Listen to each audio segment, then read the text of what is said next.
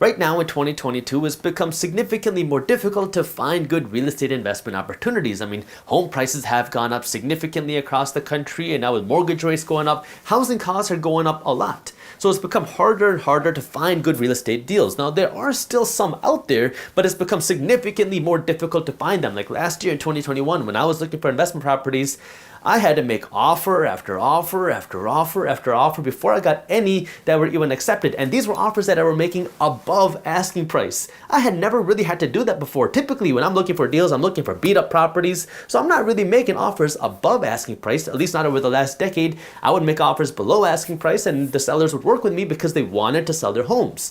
Nowadays, it's much more difficult to find that because we're still in a strong seller's market where there's a low inventory of homes and there's a lot of people that want to buy homes even though home prices have gone up so significantly. But the real reasons for me not going out looking for more real estate investment properties right now goes beyond what's just happening in the economy. And for you to really understand this, I'm going to pull back the curtains a little bit and show you a little bit more about how my personal finances work and how I manage my money, particularly when it comes to my business money and my personal money. I'm not saying any of this to brag. This is just to give you a better understanding of really how I manage my money. So I make my money from my businesses. So I have Minority Mindset and Market Briefs. Minority Mindset is this YouTube channel, which is my personal brand, and then I also have a blog, theminoritymindset.com. Market Briefs is our financial newsletter. It's a financial newsletter that I created where every day we send out a financial breakdown of what's happening in the finance and business world. You've probably heard me talk about it many times on this channel, but this is a free newsletter that I created that breaks down everything that's going on in the news in a fun and witty and educational way. So these are my two businesses that I own. Now, through Minority Mindset, what I do with my money is I take the revenue that I generate. Let's say I generate $1 million directly from me. This would be advertisements from YouTube and from sponsorships. So if I can generate $1 million, I don't take $1 million and go out and start living life. Now, this is typically how a lot of people operate, where you make $1 million and you're gonna go out and spend $1 million. But that's not what I do. So if I generate $1 million, this goes into the Minority Mindset bank account. Now again, this is money that I generated. This is not money generated by other things that we have in the business that our team does, like our blog. So if I generate $1 million, the first thing that I do is I will pay myself a salary of 20% of what I earn. So if I generate $1 million, I'll pay myself a salary of $200,000. Then that leaves $800,000 in the bank for business purposes. Now, out of this $200,000 salary that I pay myself, most, if not all of this money is being passively invested. So this money is passively being invested into stocks. This money is being passively invested into physical gold. This money is passively being invested into some cryptocurrencies like Bitcoin. This happens whether the market's up or down, and the vast majority of my salary, if not all of my salary, is being used to be passively invested. Then I have this profit. So for the past number of years, a portion of this profit was reinvested back into Minority Mindset. Some of it was invested back into Market Briefs. Some of it was invested into Market Insiders, which is the app that I created, the investing education app. And some of it was invested just into anything else related to the company. Then with whatever's left, I would then take that money to my personal finances. So I'm gonna put this as me, draw me a nice turban, smile. So whatever's left, let's assume for this case, it's $200,000. I'll put this money into my personal finances, and then this is the money that I would use to go out and actively buy real estate and actively buy stocks. So now I'm looking for undervalued investments, maybe startups. So I'm gonna go out and invest this money in whatever way I can. Now you might be thinking, well, Jasprit, if you're investing this money and you're investing this money, what money do you eat with? Well, I also have my personal investments, so my real estate. That's the money that I try to live off of. So I have my cash flow from my real estate. Most of that is what I use to live off of. And then if there's some more that I need, then I'll typically live off of that. But my profits is what I'm typically looking to invest. So this is how my finances have been run.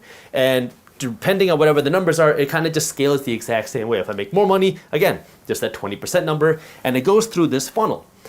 But now, after a lot of soul searching that I went through in the early part of 2022 and the later part of 2021, I talked about this before, but I went on this thinking trip to Boca Raton, Florida, and I think I want to do this again this year because this thinking trip at the end of 2021 really changed the way that I did a lot of things. Because what I did was I lived in this small little apartment alone. I had a bicycle, I didn't have a car, I limited myself from technology, and all I did was in the mornings I rode my bike to the beach. And I would write down my thoughts in my notebook. And these would be thoughts about anything. It would be about happiness. What is happiness? What's important to me? What do I like? What do I not like? What do I enjoy? What do I want to do more of? What do I want to do in my business? So I was just writing down my thoughts. And then as I got to my business, I would start questioning, what do I want to do? What am I passionate about? What is minority mindset? Because back then, in the later part of 2021, there was no market briefs as a separate entity. Everything was under the minority mindset brand. And it was then that I wrote down minority mindset question mark because I started to question, what is minority mindset? What is market briefs? What is my company? What is me? Right? I'm an entrepreneur, and so I was starting to understand and kind of think that this minority mindset brand that I was building was a company, but it wasn't. Minority mindset is me. And that's when I decided that I wanted to separate my companies like Market Insiders and Market Briefs and make that separate from minority mindset. So now we went on this journey of separating minority mindset, separating market briefs, and building market briefs as its own company. And it took a number of months to get things situated from the legal side to the technical side to the actual brand side because we had to change a whole bunch of things. And it wasn't really until April, if not early May of 2022, until everything was fully situated and things were running completely smoothly on market briefs. And now we have all the systems finally organized, where we have the business development process, we have the creative process, and we have all the things running, where now the goal is really to turn market briefs into a larger newsletter, into a larger company that can serve more people, that can really help provide the value that I want to help provide to the world. So now my question is, what do I do with my personal finances? Well, instead of me just taking out this profit and putting it back into my pocket, what I'm thinking now and what I'm going to be doing is taking whatever's left here and investing this more aggressively into the Market Briefs brand. That way we can grow Market Briefs into really a dominant force, bigger and quicker. Because this is something more on the purpose side that's very important to me. I didn't grow up learning about financial education. I didn't grow up learning about money. I didn't grow up learning about news. And now we're entering a very turbulent time in the economy. I mean, you can see everything going on in the stock market and the real estate market and everything going on in the economy. We're entering a very turbulent time. And, anytime you go through these type of turbulent times, a lot of people get hurt financially. And the people that get hurt financially are the people that don't understand what's going on. Like when the 2008 crash happened, you saw so many people cash out of their 401ks, even though they were 30, 35 years old, because you're worried about the market crash. And now you lose 50, 60, 70% of the value of your portfolio. And then you see the portfolio grow back up and you don't get any of those gains. You lost a lot of money. And we've seen this happen again and again and again. And so I want to help spread this financial education. That's very important to me. That's why I make these videos. I started Minority Mindset with no intention of making money. It was really a hobby for me because I was working on other businesses, I was working on the other investments, and I wasn't making any money with Minority Mindset. So it was just something that I did for fun. Now slowly, Minority Mindset started to grow. It became bigger. It started to generate some money. And then I decided to spend more of my time in Minority Mindset. And then I decided to spend all my time in Minority Mindset. And then that's when I started to develop Minority Mindset into a company. But that's when I realized that Minority Mindset is not going to be a company, it's going to be me, and I'm going to work to help grow my companies because I can build market briefs into something that's bigger than me. Minority Mindset is me. At the end of the day, the only people that I can reach are the people that watch my videos and the people that want to watch me. But market briefs can grow bigger than me. We can scale it to something that's more than me. And this will allow me to help serve my purpose, to help spread this financial education, to help make financial news more accessible. Because if you go and turn on CNBC and you have no idea how money works, you're going to be very intimidated. If you go and read Forbes, if you go and read Wall Street Journal, it's going to be very scary, very intimidating. And if you're really trying to keep up with what's happening, you're going to be very overwhelmed. You're going to spend hours trying to figure it out.